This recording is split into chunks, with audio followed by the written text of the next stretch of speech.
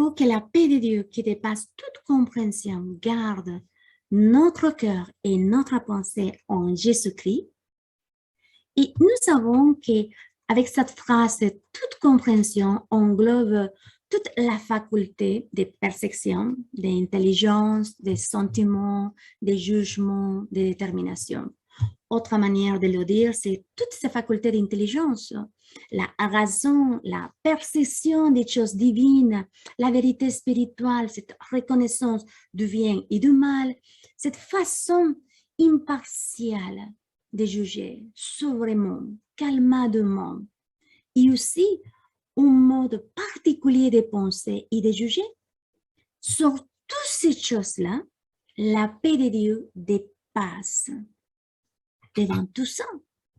Mais alors, qu'est-ce qui est la paix? En fait, la paix est un état de tranquillité où règne l'harmonie. C'est un esprit passible, plus précisément qui a un ordre, sûreté, la sécurité, la prospérité, félicité, car la paix et l'harmonie rendent et maintiennent les choses sûres et prospères. Et remarquons que ce verset-là nous dit que cela, c'est de Dieu qui proviennent. La paix provient directement de Dieu. En fait, toute l'harmonie, la tranquillité, la sûreté, la passibilité vient de lui vers nous, de sa paix de lui-même vient vers nous. Sa paix pour garder notre cœur et notre pensée. En fait, pour prendre soin de les deux choses qui sont plus importantes dans la vie de l'être humain. Rappelez-vous, la Bible nous dit, garde ton cœur plus que toute autre chose qu'on garde, car c'est de lui que procède la source de la vie. En effet, de votre cœur, ou dans votre cœur, se trouve votre futur.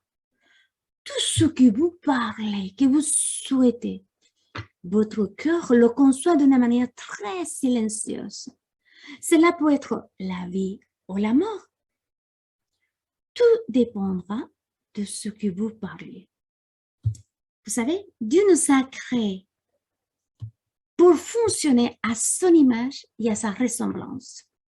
Et la parole de Dieu dit que nous, ses enfants, nous avons la pensée de Christ. Donc, nous avons la pensée créative et puissante de Dieu dans notre partie mentale, dans la pensée. À partir du moment où nous sommes sauvés, je suis né à nouveau.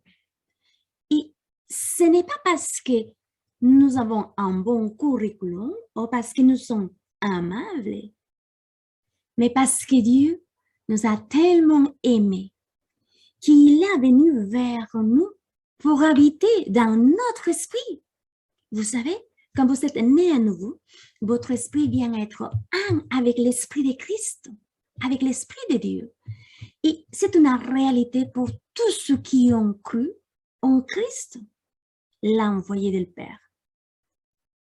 La parole de Dieu, qui était ses pensées avant d'être sa parole, et qu'ensuite ça fait chair pour être la lumière du monde et nous donner une vie abondante.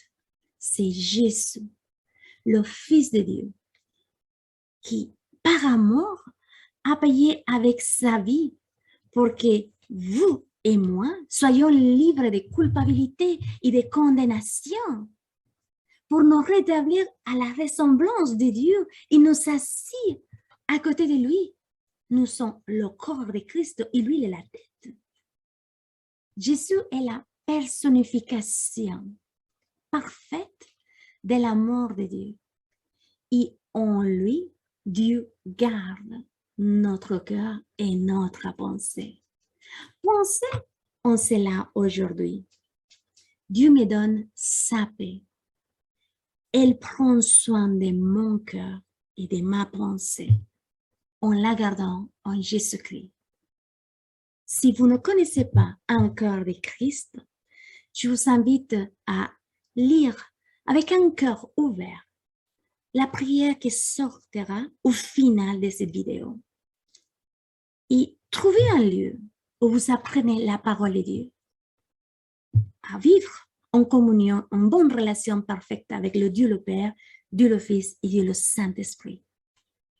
À vivre dans cette dimension où vous êtes le temple et le corps de Christ. Et n'oubliez pas, vous êtes déjà bénis.